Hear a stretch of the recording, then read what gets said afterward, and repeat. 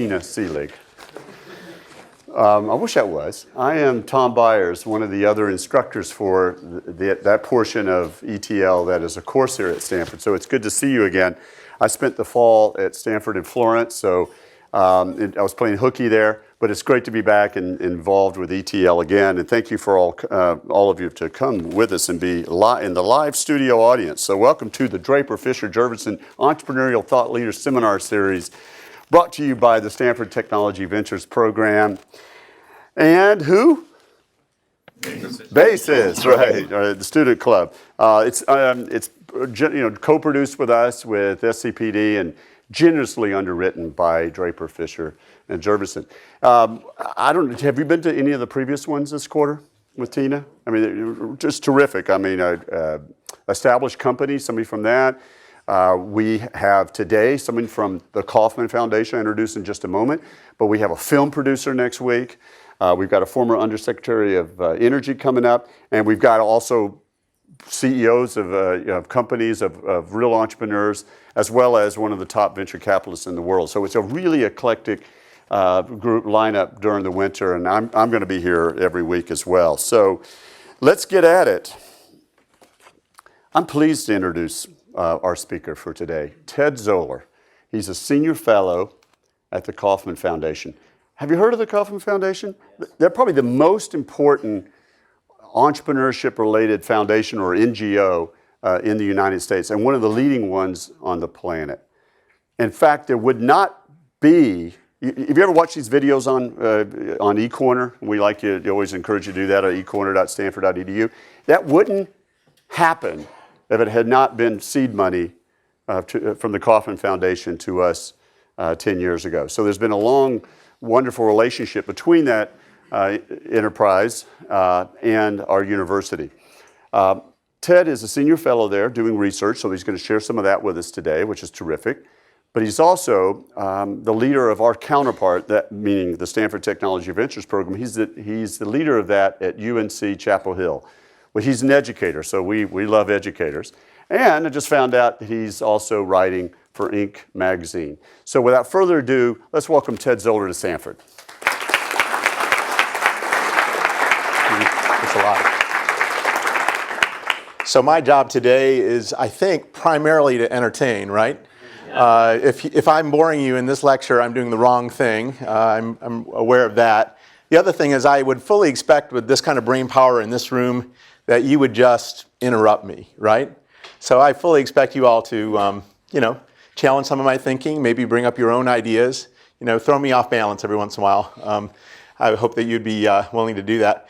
I'm very privileged to be here, as you could expect, but I know you're very privileged to be here as well. This is one of the finest institutions, if not the finest institution of higher education, and I'm going to prove it today. Today I actually have empirical data that shows Stanford's place in the sun and why you should be very proud to be here. So this is what I'm planning to do. I wanted to share with you just a few ideas on whether or not you think that you're fully networked. I think it's somewhat appropriate that today Facebook IPO'd, right? Facebook announced that they were going to go for an IPO, right? So this is a pretty important day. But you should be asking yourself whether or not you're networked in the way to fuel your entrepreneurial future. And I'll show you a few ideas that you should start to think about as you're putting together your professional path. So I'm prepared to answer 5 questions today. The 5 questions start with, what are the ingredients ultimately of a high-impact entrepreneur? Ultimately, why is Silicon Valley the very best place in the world to be an entrepreneur? Thirdly, how do I take fullest advantage of my time at this institution to gain an advantage? I think it's important for all of you. This is a precious 4 years of your life if you're an undergraduate, 2 or 3 years if you're a graduate student, and if you're a PhD student, you're probably going to be indentured for the next 20 years. That's my full expectation. Then what path will likely lead to my success while I'm here, taking full advantage of that? And then lastly, I will prove to you why is that Stanford bill completely worth it? That's probably more of a question that your parents would like to have the answer for, right? So there you go. So starting with the first one, what are the ingredients of high-performance entrepreneurship? It occurs to me in the work that I've had the privilege of working with entrepreneurs all my life. I was an entrepreneur earlier in my life, and I now have worked with hundreds of entrepreneurs. I've had a lot of great success in working and enjoying their stories. And one of the reasons why I love Silicon Valley is it's a place of real attitude. You know, starts out with maybe the character of a Steve Jobs, the attitude of a Vinod Khosla, right? Here's Hewlett Packard in front of the iconic garage, right? How many of you think about garage entrepreneurship? That all started here. And that is the garage. It's on the actual list of historic places, as a matter of fact. Andy Grove, he's the model of persistence, right? And then, of course, the Google guys. You know, we're talking about the cool factor. And, of course, why I love Silicon Valley is, you know, Stanford University. Can we all say absolutely right? But, you know, the truth is the secret sauce of entrepreneurship is literally everywhere. It's everywhere where you are, everywhere worldwide. I know that this is being broadcast all over the world now, and everyone who's watching this broadcast is surrounded by entrepreneurs. Just want to tell a few stories. Here's a person, Amit Singh. He's one of my heroes. Amit was in my class 4 years ago and now has a company that's in the top 3 fastest growing companies in the southeast of the United States. He started literally as a programmer in a cube, now has 700 employees over 3 continents, and literally has all the equity of the company. He's never had to raise money to build that company. Now that's an entrepreneur. Here's Ryan Stone. Ryan Stone came to me about 7 years ago and said, Ted, you know what I want to do? I want to start a new airline. My first reaction was, oh my God, holy shit. This is not what you want to be starting. This is the worst possible. He said, hold on. I have a really great business model. I want to link with high growth companies that see aviation as a strategic advantage. And now he's flying a fleet of 10 of the fastest aircraft. He hadn't had to spend $1 on building that network. And as a matter of fact, now is running that airline. And it's extraordinarily powerful. Again, a great entrepreneur who's built a great business model. Here's Monica Tommaso. Monica is also my hero. She was really interested in trying to change the nature of nutrition in the K-12 environment. We were feeding our kids garbage, and she wanted to change that. She's been shipping over 2,500 lunches to K-12 students in the Mid-Atlantic and uses it as her passion to drive this message home. These 3 guys, have you ever seen the movie Office Space? Right? You know that movie? Remember that scene with when they take out the printer, or all with bats, and they just hammer the printer with the bats? That was the mantra of these 3 gentlemen. They were all sitting in cubes at Cisco System. They decided they wanted to change their lives. They started a microbrewery. That microbrewery has been wildly successful, a company called Lone Rider. That is still their mantra. They're having more fun today. Again, they all threw in $25,000 apiece, and now are free cash flow. Here's 2 fellows who I'm very, very proud of. Tom Fisher on the right is one of the foremost scientists in blood sciences. He's come up with a lyophilized platelet. If you know platelets, they're usually donated like you would donate your blood. It only lasts for a few days because they spoil. He's come up with a way to freeze-dry platelets. But what's interesting about this story is the guy on the left, Stan Eskridge, great entrepreneur, doesn't know anything about science. He'd be the first one to admit, I'm the farthest you could get from being a scientist. He said, you know, it would make a lot of sense if we could actually put those platelets and embed them in a textile. And they came up with a field dressing that could actually be mounted in front of a person that has large hemorrhagic wounds. And guess what? That product is being used in the front lines in Afghanistan to help our soldiers. So those are my heroes, right? We can talk about the great athlete with the great speed, but these are entrepreneurs who are all around us. These are entrepreneurs that are in this room right now. These are the entrepreneurs that inspire me. So Dr. Byers has probably hammered this into your head. Where does great entrepreneurship start? Usually with innovation, right? It starts here. It doesn't end here.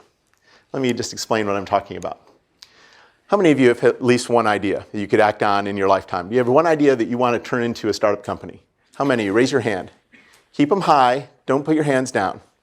Okay? How many of you have 3 ideas? If you don't, drop your hands. How many of you have 5 ideas? All right. How many of you have 10 ideas? Now, these are really sick people. We need to study these people. These people are, keep your hands high. You should be proud of that. Now, we need to understand these people because these are the people who can and please put your hands down, but we're going to celebrate you all, because these are the people that fuel the future. But we have to unlock their potential. They come up with great transformative ideas every day, but as you know, entrepreneurship is about taking action on those ideas, making those ideas visible, rendering them available. So it's not enough to start with the idea. You have to start with the idea, but you have to act on the idea. And how many of you, just for curiosity's sake, how many of you can act on more than one idea at one time? Okay, raise your hands. Okay, how many of you are working with 3 ideas at one time? Anybody? Anybody? How are you doing it? I know how you're doing it. Yeah. 3 companies at the moment, and switching between them. Right, and is your role different in those companies? Are you the founder of all 3? Are you the CEO of all 3? 2 of them. 2 of them. And the last one is partnership. Okay, the third one's a partnership. So you're getting leverage. You're making your ideas available, and all these ideas are now taking root, right? These ideas are making happen. So, it's very common for entrepreneurs to find different ways to find leverage. You don't have to found a company necessarily to have impact. Your ideas need to be put into motion. That's what entrepreneurship's all about. So if I updated that picture, I guess it would look like this. You all can do better than that, can't you? Let's do better than that. Oh my gosh, that's the best we can do. So, this is one of the oldest ideas known to man. This is Plato, right? Necessity is the mother of invention. I'm extraordinarily bullish about the future of our world because we have gigantic challenges and we have your generation who is serious about solving those challenges. I'm really excited about the future of entrepreneurship because I honestly think that's one of the key answers to society's greatest problems. But it started with Plato. So in many cases, you start with the innovation, but it's not enough. You have to build something on top of that, and that typically is the insight. That insight is how that innovation actually takes root, how it has impact, why it's meaningful. And I'd argue the type of entrepreneur that starts with the innovation usually is what I'd call an innovation-based entrepreneur. Well, there's another typology of entrepreneurship, as a matter of fact, that starts in a very different way. How many of you would start this way? Start with the idea and then start to find a market for it. Any of you? Okay, a lot of you are raising your hands. I think that's a typical modality, right? Ideas are inherently valuable, but ideas that are applied are invaluable. I would suggest that ideas that are left on your list that are not acted on are valueless. These are ideas that need to be released. Make them available to society. Don't leave them behind. I can't tell you, and I bet you some of you have been in that situation where some of the best ideas you've had, you see someone else implement. Have you had that experience, right? You just let the world just pass you on by because you hadn't had the time to make it happen. Think about that leverage. The individuals who are doing 2, 3, 4 ideas at a time, or working with teams of people to actually make these concepts available, emulate them. Make that happen. The second piece is a game-changing solution. That's an ingredient that's really critical to high-performance entrepreneurship. What I mean by that, ultimately, is if you look, and this is a great illustration of all the things that are happening in the software and web environment here, in the social media environment, and it occurs to me that it's almost a daunting set of solutions, right? Which solutions are going to actually make their way through? Many of these started with, just like you started, an idea. But many of these solutions need to find their impact in the market. Only a few will make it through, right? There are certain applications, for instance, certain concepts that end up becoming platforms, that end up becoming kind of central to our lifestyles, right? It occurs to me when you look at your smartphone, for instance, how many of you have over 100 applications on your apps on your iPhone now? Can I ask? More than 100 apps? Pretty common. How many do you use on a typical day? 1, 2, 3, right? Am I right? How many of you are developing apps? I'm just curious. How many of you are developing apps as we speak? Okay, what's it going to take to make yours a game-changing app? Think about it. What is it going to take to become a game changer? That is what it's going to take. You've got to dial in the notion of need. How ultimately is that need being satisfied? How is that pain ultimately being mitigated? I would argue that the intersection of opportunity and need is where the entrepreneur needs to live. Opportunity is the most exciting type of platform an entrepreneur lives in their life, but need ultimately crystallizes it. That's the acid test. I would argue that there's a class of entrepreneurs, you might be surprised by this, that don't start with an idea at all. They start maybe with the market, try to understand what the problems are that we all face. As they're reading the blogs or as they're going through the web or as they're reading the newspaper, believe it or not, in the morning, they actually see compelling need. And on top of that, they define a real customer in their mind. They see a customer. I call that the beachhead. That need is critical. And I would argue that that kind of entrepreneur is a marketplace entrepreneur. They don't start with the innovation. They start with the problem. And then they acquire innovation to solve the problem. These are conjoined and they match. So the market's my wisest teacher. Honestly, the market will tell you whether or not your idea is going to gain relevance because people will walk with their feet. The market is a beautiful crystallizing test. Launch and learn works better than learn and launch. I saw that Steve Blank was here, for instance. Absolutely true that bringing the market into the equation much earlier will help you test your ideas to see if they actually will make their way through. Okay, so let's bring these two concepts together, the market and the innovation. On top of the market, you have the beachhead, and on top of the innovation, you have the insight. What do you suppose is at that intersection point? We all said this word, right? It's the value prop. That value prop is the driver. It is ultimately how you are going to make the decisions you're going to make as to how you use your time. And I see that as a function of expert entrepreneurship. So for those of you who start with the innovation, balance it by looking at the market and the need. For those of you who start and don't have original ideas, and I'm guessing not many of you are like that, but can I ask you, are there any folks in here that have never had an original idea in their entire life? Seriously? Is there anybody in here? There's got to be one brave soul that say, to be honest with you, I'm in the middle of all these brilliant people and I don't know squat, but I know how to help people who have ideas. There's no one in this room? Fascinating. Fascinating. I guess that's not surprising. Are you that guy? Okay. All right. Thank you, Tom. Thank you for helping me out. All right. The third part of the strategy here is that you have to be able to execute. And execution is critical. Execution is the function of actually putting your ideas in motion. When you have something that's so complicated that people don't understand it, you're doing the wrong thing. The best business models are usually the most simple business models, the ones you can communicate, the ones you can actually evangelize. These are the ones that actually can bring people to follow you, right? So avoid complexity. You have a left brain kind of function. I'm this kind of person. I love to get underneath to look underneath the hood. I want to tinker with the engine, right? Engineers love to tinker with the engine. Am I right? You're the operating guy. You want to figure out how it works. You want to take it apart and make it better, usually, right? Well, there's another kind of entrepreneur, believe it or not. Most of them are sitting over at the business school right now, right? And I would call them right brain entrepreneurs. These are the people that'll say, Ted, seriously, you're spending all your time trying to figure this thing out, and you're just wasting your time. This isn't worth doing it. You don't do it. Why would you do that? I tend to enjoy this, and I always disdain the term vulture capital because it suggests that money is evil. Money is your tool. You should embrace that concept in order to make your ideas available, right? Make your ideas available. So don't be afraid of money because money is ultimately the tool. I wrote a piece in the Huffington Post, and someone wrote a post responding to it, and they said, money is like manure. You just spread it around, makes things grow faster. Yeah, he has a point. I can understand that. But I want you to just challenge yourself when you look at that, and I find this with engineers a lot.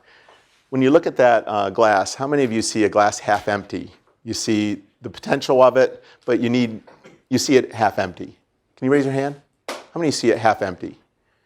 How many of you see half full? You're optimistic, right? I would argue when you're building a great venture, you want to take advantage of the people who are both optimists and pessimists, individuals who can ask all the right questions. So the people that raise their hands saying, I see it as a glass half empty, they're the ones that are a well of knowledge of what are the barriers you need to overcome to make it successful. If you want a game-changing solution, find that opportunity.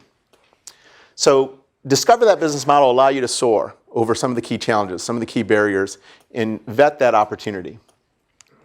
Okay, so you bring your business model together, you balance it with your financial model. On top of your business model, your strategy, you attract leadership, the people that you would implement with your business model.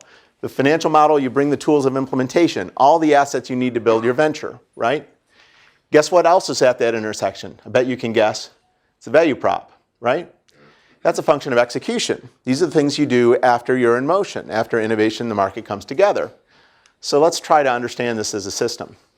It also occurs to me that entrepreneurs don't think, as we've learned from Sarah Sarasvathy, strategically. They're very opportunistic. They start with an insight. They add to it an understanding of a customer. They try to understand how you can bring other people into the equation by assembling people around the idea with leadership. And they see all the assets and bring it together, again, informed by the value prop, right? That's how the entrepreneur usually starts. They don't think top down. They think bottom up. So let's bring it all together. You have the market, innovation, on top of the market, the beachhead, on top of the innovation, the insight. You have the business model, financial model, add to it leadership, add to the financial model your implementation, all structured around the guiding principle of the value prop. You end back up in the 80s. Back in the 80s, I used to have a shirt that looked just like that. I'm surprised I'm not wearing it still today. But that's the way I look at entrepreneurship. In many ways, that this model actually captures many of the ways people approach entrepreneurship. And you have to integrate these elements into your thinking. Not everyone on your team, by the way, has everything on this picture. You have to build a team that fills out the full equation. All right, what's the next piece? Let's look for a leapfrog strategy. You know, not one of your entrepreneurial efforts will be successful if it incrementally improves the market opportunity. Very difficult to build a business on an incremental improvement.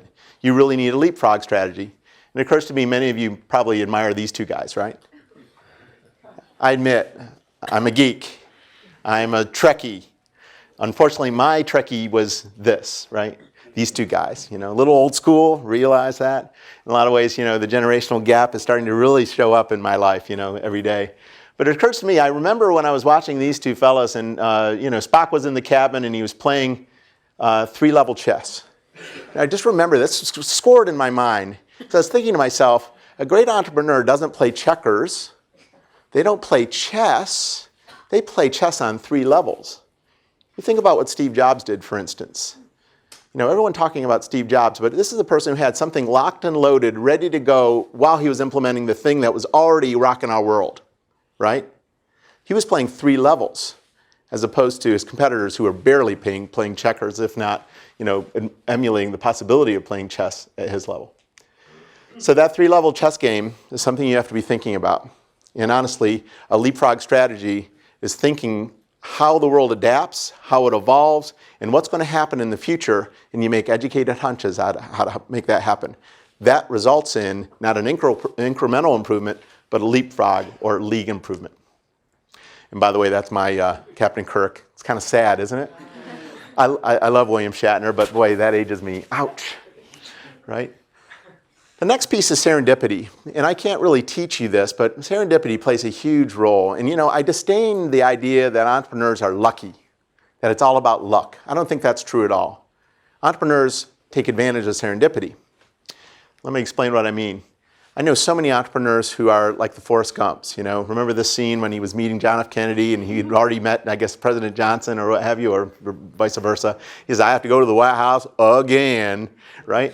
So, you know, this idea of serendipity is so interesting to me because entrepreneurs put themselves in the position to be lucky. They put themselves in the position to be fortunate. Why? They prepare their minds to take full advantage of that opportunity when it presents itself. So here's Louis Pasteur. Chance favors the prepared mind, right? Have you ever thought to yourself for a moment, have you prepared yourself to be fortunate? Have you prepared your thought pattern, your action agenda, so that when that opportunity presents itself, you're ready to grab it? Have you prepared yourself for that moment? And it occurs to me that when we talk about luck, we Google fortune right now. You know what shows up first on Google? When you Google fortune? That picture. Isn't that sad? You know, Vanna White is our idea of fortune, right? And many of us think about the roulette wheel. I was going through an airport. I was at Heathrow Airport, as a matter of fact, and this young lady was watching all the bags go through the X-ray machine.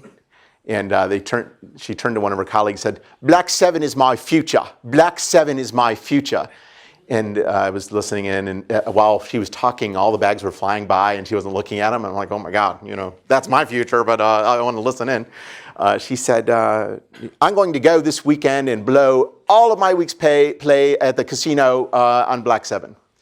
And I thought to myself, oh man, This is a young lady who really hasn't learned what fortune's all about, right? Let me share with you what I think it is. And by the way, I don't think Harvard's got it right either. The Harvard Business School has this concept of the cash wheel, the profit wheel, and the ROE wheel. They don't get it. The ideas of fortune really come from the ages. You know, as a matter of fact, I would argue the Eastern traditions and philosophy probably have retained and captured those ideas better than the West. We've lost these ideas. Best way I can explain it would be to use Niccolo Machiavelli. He wrote a great book called The Discourses. Has anyone here read The Discourses? Right? How many people have read The Prince? Right? Go back and read The Discourses, and I saw one person raise their hand. You raise it again proudly, right? The Discourses was a great book. This was written when he was in prison. The Medici had put him in prison. It was an angry, angry book. He talked about fortune as a set of wheels, and those wheels were turning in different directions, in different velocities. And a fortunate person is the person who jumps from wheel to wheel to wheel to wheel at the right moment and makes progress in their life. How many of you are sitting on that wheel right now and the opportunity presents itself and you're just going to stay on it, right? An entrepreneur makes the move. One thing I had to learn as an entrepreneur, frankly, was to make the move. I wasn't prepared. I had to think everything through. I had to plan everything. Before I know it, my competitor is already 4 steps down the road, testing it out, trying it, making it happen, while I'm still thinking about it, right? So just hear me out.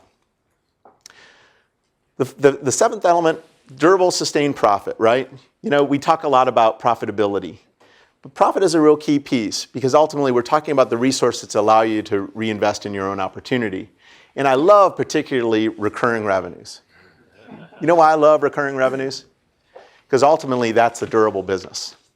I'm looking not only for the one-time revenue opportunity where I'm able to sell something and, you know, they always say the dog eats the dog food. I hate that term, but boy, it's absolutely true. But the dog continues eating, right? This is a business that's going to continue to be sustainable, will allow you to be successful, right? So we've talked a lot about the life cycle of a business. Every one of the concepts you have when you're building it into a business has an investment period, right? That J-curve we all talk about. Well, the truth is the J-curve is not one event, it's multiple events. You have to break that big investment period down into smaller bite-sized units and then and align capital ultimately make you successful.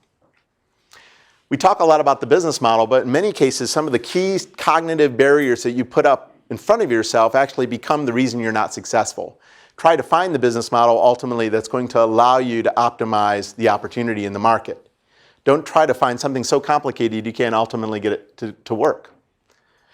It occurs to me that Ronald Coase, great Nobel Prize laureate, Nobel laureate in economics, came up with transaction cost economics, right? Some of his insights, I think, actually bear a lot of interest in terms of finding the right business model. He talked about optimizing on 3 levels: search, contracting, and coordination. The cost of finding things, the cost of acquiring things, and the cost of managing things. We're looking at optimizing on all 3 levels. Try to think about business models that allow you to optimize on all 3 of those levels. It occurs to me that you all face opportunities in your lifetimes that your parents and grandparents could not have conceived of, largely because you have business models available to you that your parents never experienced, right? So this becomes a tremendous opportunity for you all. I've just given you a lot to think about. I'm just going to pause here for a moment. Anyone want to challenge me? Anybody want to raise a question or make a point? Please. You mentioned preparing yourself to sort of be ready for an opportunity when it comes. Did you have any particular types of preparation in mind? So that's difficult. So you want to find out what degree to go get. You need to go to Harvard Business School and figure it out. You know, as a matter of fact, I honestly think that I'm falling in love with apprenticeships. You know, falling in love with following people who think entrepreneurially. I think it's a mindset, but I also think it's a pattern of action. And when you're preparing yourself, I think you prepare yourself intellectually like you are and going to school now, but you prepare yourself for digging into the details of building a great business. And in many cases, really look to emulate the patterns of people who do it successfully. I'm really thrilled that Tom is bringing in tremendous entrepreneurs who you get exposed to, because these are your teachers. You have two teachers, the people that you could understudy with. And I've had mentors my entire life that I've admired. But the market also brings a lot of clarity. Does that answer your question? Any other questions? Please. Several friends in the beginning of your presentation. What was the airline called that you're? JetPool. JetPool. It's based in Charlotte, North Carolina. He got very lucky. Very fortunate guy. Ryan Stone. Ryan had this idea in his mind that companies really needed aviation as a strategic tool. And you know who partnered with him first? You ever heard of the company Nucor? Nucor? Mm-hmm. It's a steel company. Uses a series of micro mills. Why do they need aviation? They have these mills in all these small locations that are served by municipal airports. And a Citation 10 can land on a short runway. And all of their plant managers move around in this network of micro mills. So this company, one of the most successful steel companies in the United States, leverages JetPool as its tool of advantage. The day that the GM executives all landed to work with Congress, that was a good day for JetPool, let me tell you, because everyone wanted to get rid of their aviation departments, right? All right. Please. How does globalization help and hurt us? That's a difficult question. You know, globalization, we've all agreed that globalization is now something we've embraced. This is now an integrated economy. And, you know, people have to learn to see the world now not just as a local market, not just as a regional market, now as a national market, but as an international or global market. There will be changes that will naturally have to happen because this is a tremendous transformation we're going through economically. People will win, people will lose.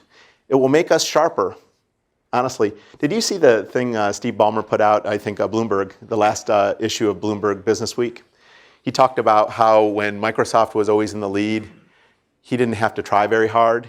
But now that they're lagging in several industries, they're now becoming entrepreneurial again.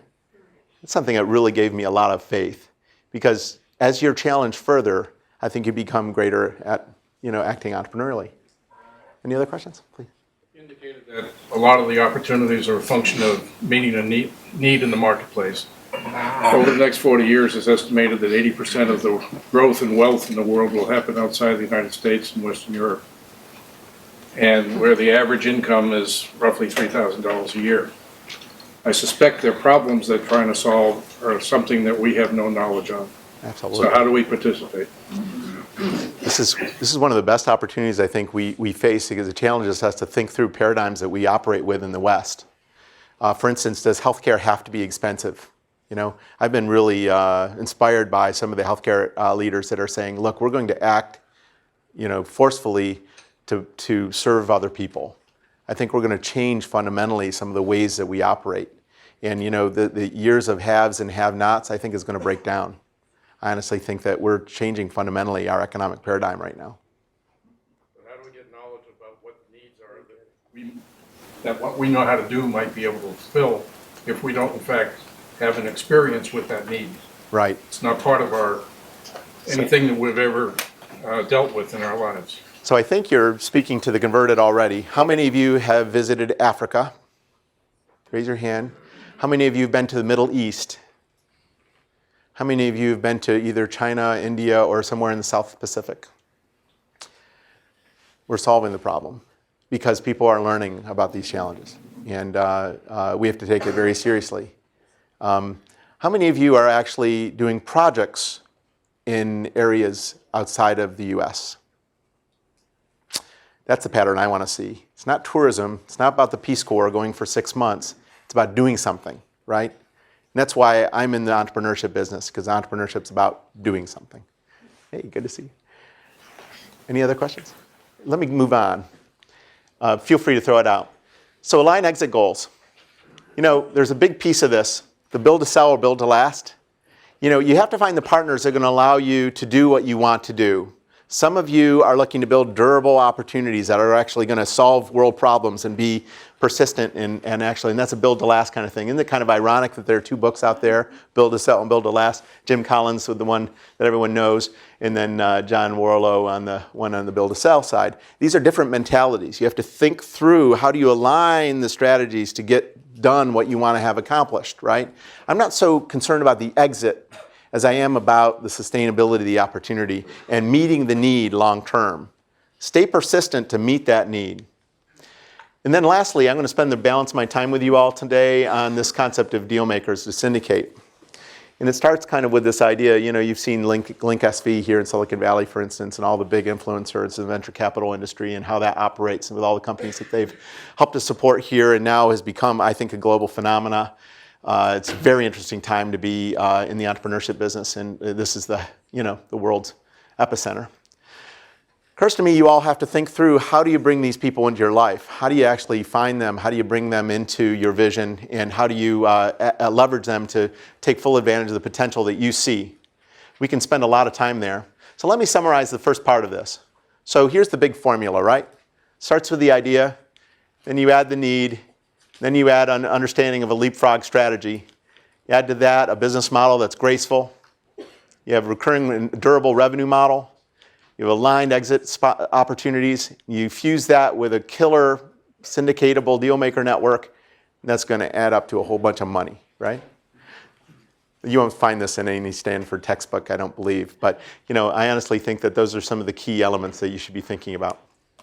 I'm going to spend a little time here. And how am I doing in time, Tom? Am I over? No. Okay.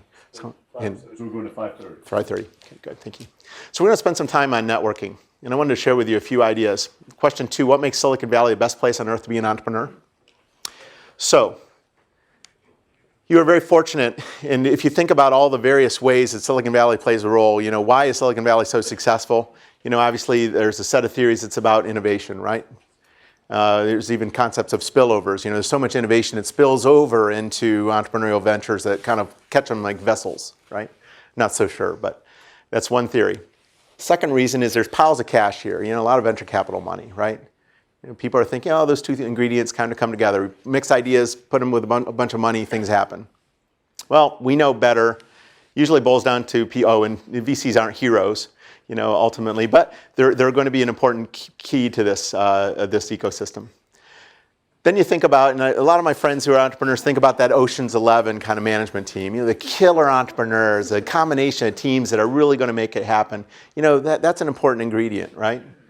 And it occurs to me, again, the generation kind of thing happens for me. This is the Ocean's 11 in the old days. Always wondered why is there 12 of these guys? And this guy, I think, was sneaking in. I'm not sure who that guy is. But, it's fascinating to me. That Ocean's 11 piece is there.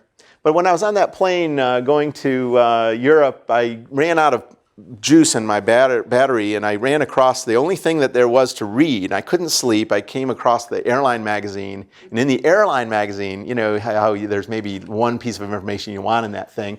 There was a very interesting article about mapping the internet, right? You've seen all this before. You realize that's the first drawing of the predecessor of the internet. It's called the ARPANET. It's an array of 4 computers that were done originally for military. Well, then they showed the Internet 2 mapping project, and you've seen this map before. And these are all the computers that are arrayed in the international network of networks that are available on the internet. When I looked at that picture, I didn't see information intensity. I saw business model opportunity. I saw an opportunity for you all to conceive of ventures that truly do embrace a global solution. Getting back to the question that you had, we can use this tool to reach the whole world, right? And now we are, in many ways. We were talking about Moore's Law 15 years ago, and now we're living it. If you think about it. It occurs to me, though, when I got to the end of that magazine, I was flying on some airline, Continental or something, and these are the 5 airlines that fly in the US, and then here's the global picture, right? Whoops, and look at the nodes here. Look at the nodes. It occurred to me we're just as physically connected as we are connected through digital source, right? So this has huge implications on you as you think about your careers and your futures. You are now world citizens. You are now world entrepreneurs. This whole idea of global entrepreneurship, it's taking a lot of, getting a lot of attention now. Absolutely true. Curious, how many of you are doing ventures right now? How many of you have a venture you're working on right now? Extraordinary. How many of you started your venture not in the United States? I love that. It's super. Okay, entrepreneurship's a global phenomena, by the way. I think you already know that. So I've done a little work on looking at Dealmakers, and I wanted to understand kind of the nature of networking, and the new frontiers I think are coming between applying network theory and understanding the structure of social capital, and understanding innovation from the standpoint of how firms ultimately take root. And I did a little work on this, and it occurred to me in the academic literature there was a real clear distinction between entrepreneurs and investors. Never understood that distinction because the successful entrepreneurs I knew were investors, right? There's no clear, bright line between those two. So I always wondered, there was these other people up there that kind of fuse those two concepts. And they tended to be the people that made more and more things happen. You might have started as an entrepreneur, might have started as an investor, but you become something else. I don't know, for lack of a better word, I'm looking for a better word for those of you trying to think about this. The deal makers, the people that actually make things happen. And I tried to understand that. And they broker resources, they shape deal networks, and they syndicate and interconnect, right? It occurs to me that there are these people in the center that activate the rest of the network when it works, right? And these are the people that I was starting to get interested in. I remember about 5 years ago when the economy was starting to climb to a halt. It was grinding to a halt. I wanted to get something going. And I was thinking to myself, who do we need? We need the people who have done it repeatedly. We might call them serial entrepreneurs. We might call them the people who ultimately, broker deals or what have you. These are the individuals that are going to help us make it happen. For some reason, they're frozen. They're not doing it anymore. Why is that? They're living in kind of fear. So I said, let's figure out something. So I developed this algorithm. I guess it's it's a vaunted term to call it an algorithm. The truth of the matter is, I'm looking for people who have multiple positions in entrepreneurial firms. I'm actually stacking them up. And then I relate them socially to try to understand how they're connected to one another. Because I want you, as young entrepreneurs, to be able to access them, right? Because that's how you're going to be successful. So finding out who the who is. The way I do that is I try to understand the entrepreneurs and investors, and generally there are distinctions between those two types of people. But as they move up in their career, they have 2 equity positions, 3 equity positions, 4 equity positions in firms. They become more and more important in seeing the network kind of come to life, right? So I'm looking at actors within firms within regions using interlocks. Very interested in this. It occurred to me, I looked at all the tech hotspots, and back in the 80s, we actually had a whole set of theories where if we brought all the technologies together, entrepreneurship would happen, right? And this is a chart that shows the number of firms born, and it was fascinating to me that when I looked at it, Silicon Valley created almost 5,000 firms over a 20-year period, whereas Boston created about half that, even though in most cases you are equating Silicon Valley and Boston as equal parties in entrepreneurship. All these other technology regions, including my region, Research Triangle Park, created less than 1,000, right? Ironically, where I come from, Research Triangle Park has the highest density of PhDs over total employees of anywhere in the world. Yet, they're not creating that many companies. So I was trying to figure that out. Then I looked at these other patterns. These are the number of equity positions held. And you see the numbers on the left, 1 all the way to 30. These are the equity positions by each of these regions. And I noticed there was a big fat base wherever there was nice economies, where Silicon Valley was performing so well and creating great companies. You had a lot of entrepreneurs and investors engaged in it. Okay, we already kind of knew that. But the other pattern I saw in the data that I thought was really interesting was there was a really nice fat long tail. There were a lot of people who did a lot of things, right? Whereas these other regions, you never saw those people, right? So I started to look at the relationship of deal makers to the performance of regions by way of creating new companies. And I found that, as a matter of fact, statistically, the presence of deal makers was actually more correlated to firm birth than the frequency of the availability of entrepreneurs and investors. So what does it tell you? It occurs to me that these people are usually in the elite, the top 2.7%. These are people who have 3 or more equity positions in entrepreneurial firms. And in places like the Bay Area, it's 4.5% of the population, whereas places like Austin, Texas, or Denver, it's around 1%, right? So something's in the water here, right? It occurs to me these are the people. Well, I wanted to map the networks, and these are the networks of these 12 technology hotspots. As a matter of fact, they're organized by population. So the most populous is Boston, the least populous is Austin, the lower right-hand side. If it varied by population, you'd expect to see the most dense to the least dense, correct? What do you see in the pattern of this data? You see the most dense or the most intense entrepreneurial network in Silicon Valley. The third largest metropolitan area up here, Phoenix, has the weakest entrepreneurial network. I was talking to Michael Crow, the chancellor of Arizona State University. I showed him this data, and he said, Zoller, how many people are up there? And I said, oh, about 150. And he said, I'll just have them over to the house. I want to talk to these guys. Well, places like RTP or Austin or places like that, they hang in there even though they're small places. Please, questions?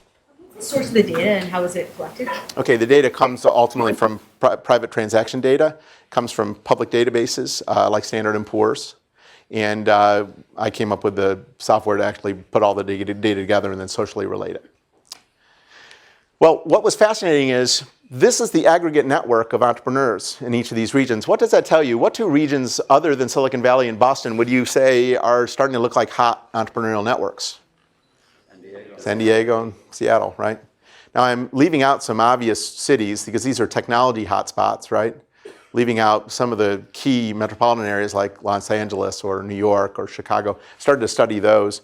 What's ironic is many of those cities, because their financial headquarters tend not to be entrepreneurial, but the stories that are evolving. The Groupon founders are really driving an entrepreneurial revolution in Chicago. Have you all noticed what's happening in New York lately? Across the bridge in Brooklyn? It's unbelievable. There's an entrepreneurial revolution going on there. But the aggregate networks are just one story. I want to know where the deal makers are. Well, check this out. When you screen the aggregate network for 3 or more equity positions, this is the picture you get. Silicon Valley, you'd still need the Stanford football stadium to have everybody there, right? Boston, you could probably fit them in the Stanford basketball arena. Whereas in Austin, you could probably get them in this room, right? In Phoenix, you could probably get them in the classroom we're going next, right? When you go to 4+ deal makers, look at this. You would still need the basketball stadium here in town for Silicon Valley. Whereas in Boston, you could probably get them in this room.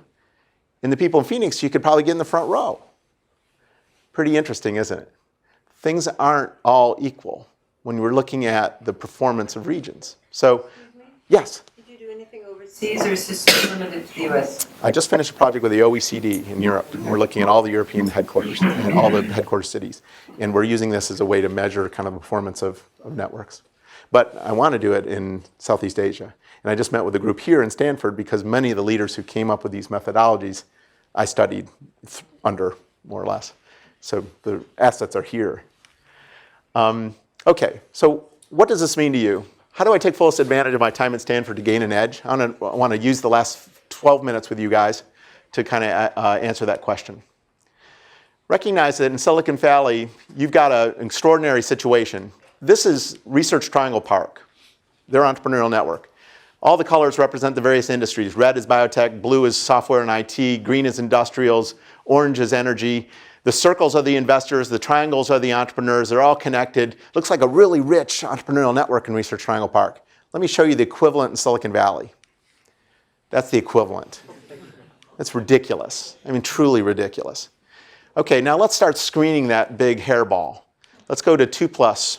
This is what you got with 2+. All these people are serial investors and entrepreneurs. Let's go to 3+. Look what it's starting to look like. You can start to see it. That's 10+, I'm sorry. It's ridiculous.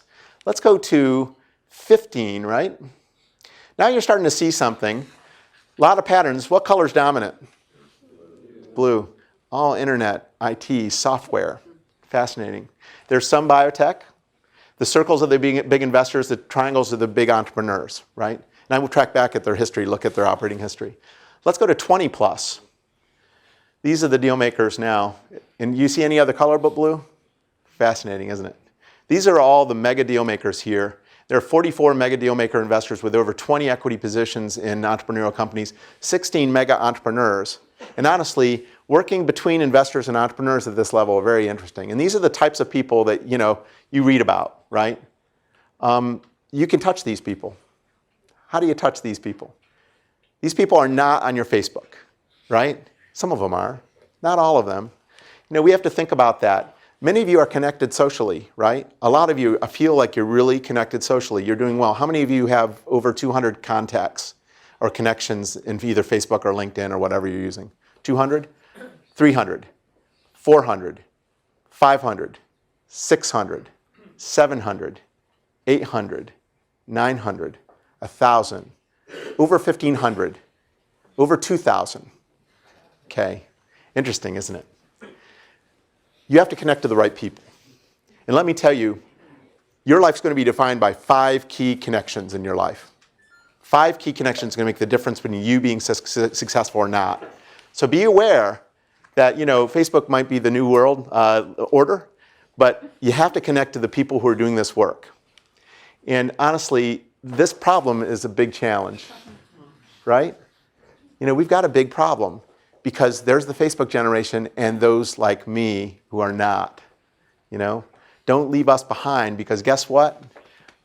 We still have the keys, Don't you want to take the car out? So be aware of that challenge. And make sure that you work with us, right? Because us oldsters are still relevant. And we don't get it, It's important for us to think about. Turn this into your advantage. Make this possible. Okay. What path will lead to my success? I'm going to do this very quickly. I did an analysis of all the dealmaker pathways. And there were a bunch of different pathways. And I'm going to just interpret this. This is the hand-waving portion. I thought for sure most of the people who were really successful would start out in investment banking. They go to the business school, go to the investment banking world, then come back to get their MBA and then get into private equity or get into venture capital and become, mega financial guys. Those are the guys, that's the pathway in the top. Then I thought the other pathway would be the person who starts a company, that starts a second company, starts a third company, serial entrepreneur. That's the pathway at the bottom. Then I saw these other pathways when I was studying their background. And I was like, who are these people? These are the guys who go to corporations. They start working for large companies. And then they, ironically, as they get senior in their career, start working for smaller and smaller companies, private equity-backed companies or high-growth companies. They left IBM to go work for some of the companies you all admire in Silicon Valley. Well, ironically, there was a set of profiles that came about by looking at this work. And I did this really clever kind of pathway analysis. And based on that, I looked at the centrality of the pathway. And sure enough, going and becoming a financial engineer will lead you to become a deal maker, but not most likely. Being a serial entrepreneur will lead you to be a deal maker, but not most likely. What's the most likely path?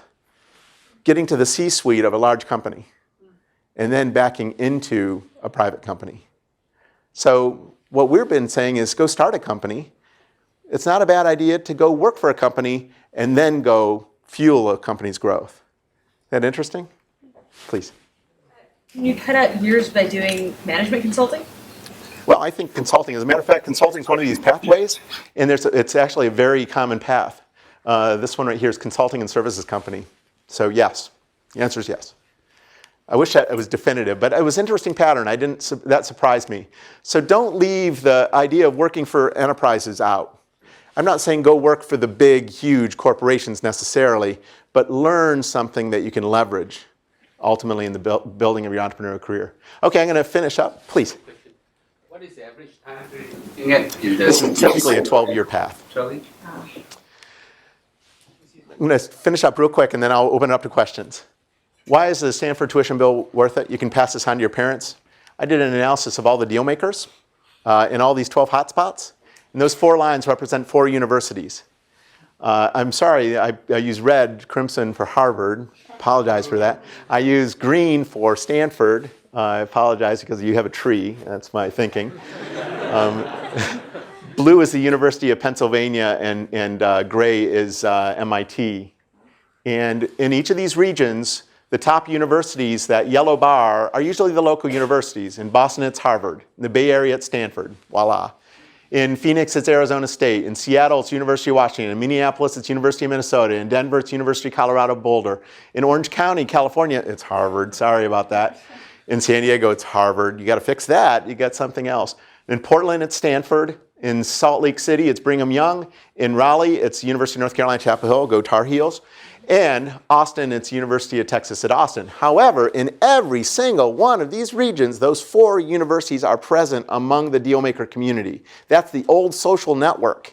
Do you think you could use that as an advantage in your future? And let me tell you where Stanford shows up. In Boston, number 4, behind Northeastern, which is a local school. In the Bay Area, number 1. In Phoenix, number 3, behind Harvard, sorry.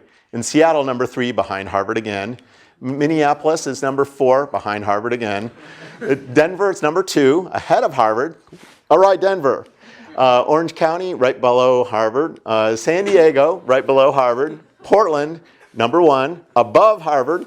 Salt Lake City, number 4, behind Harvard. Raleigh, behind NC State University. Sorry, guys. You need to come out to see us a little bit. And Austin, number 3, right below Harvard. Let me tell you, you're just below Harvard as being the most prominent university. Now, I will tell you another thing, that this is skewed toward financial engineering. So if we took an entrepreneurial slice at this, Stanford's going to be number 1. So you can tell your parents that you're making this happen.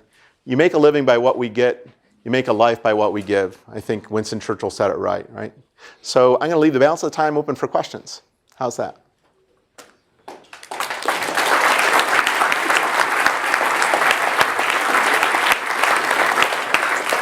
This is you, by the way. This is the way I see you all, right? So what questions are out there? Please. So the analysis about Dealmakers, are you looking at just people who have equity stakes, or are you doing some kind of scorecarding against people who have investment stakes in successful entrepreneurships? Like I assume Facebook's Dealmakers are a little bit valuable than my. So the question is, when I do the Dealmaker analysis, am I just looking at equity positions, or am I qualifying those equity positions by determining the degree of success? And the answer is it's the former. And would it be better if I did the latter? Absolutely. And I'm looking at those nuances as we speak. Have you looked at any clusters, for example, the PayPal Mafia or the Netscape Alumni Association? These syndication patterns, these kind of group, there's no question that they exist. And you see that pattern continuously when you break down the model. I think that that's the next thing. They actually operate as a band. In many cases, those networks remain as they go to the second deal, the third deal, fourth deal. When LinkedIn IPO'd, everyone was following the folks that were made into multimillionaires. There's logic behind that, because they actually will bring things to life again. You seem to serve a very descriptive model of how things are, right? Could you extrapolate from your data sort of how do you create those networks in the first place in emerging sort of nascent clusters? Yeah, so the question is there a way that we could actually extrapolate based on what we're seeing in the data to show how we could create greater performance in those networks, and how do we make clusters better, or how do you induce new clusters? I think that's a science, well, it's the art, I think, that's now unfolding. We're trying to figure that out, as a matter of fact. At the Kauffman Foundation, as a matter of fact, in 4 weeks, we're going to pick a city. Guess where Kauffman Foundation is located? Kansas City, Missouri. We've mapped all the deal makers. We're bringing them in for one meeting. They're all going to meet each other. And we're going to actually start understanding their roles and try to figure out how we can actually build Kansas City into an entrepreneurial hotspot. It'll be one hell of an experiment, don't you think? Questions? So you talked a lot about the importance of basically networking and expanding your network. And I think for a lot of us, there's a tension between doing that and being creative, which often happens alone and without distraction. I'm curious what advice you give to folks who are struggling with that.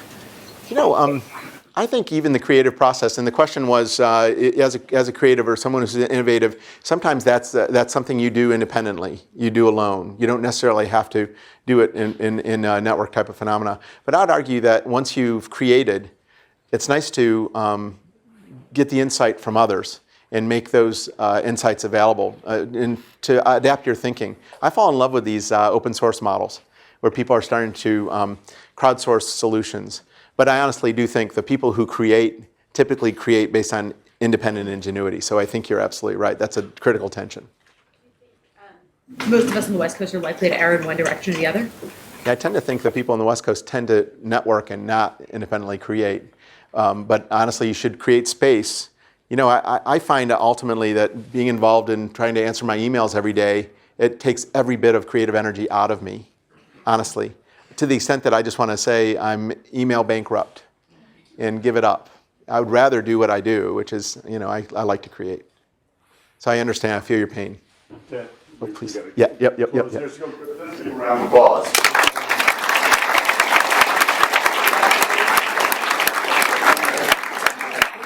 This is great, all right. All right, let's give another round of applause.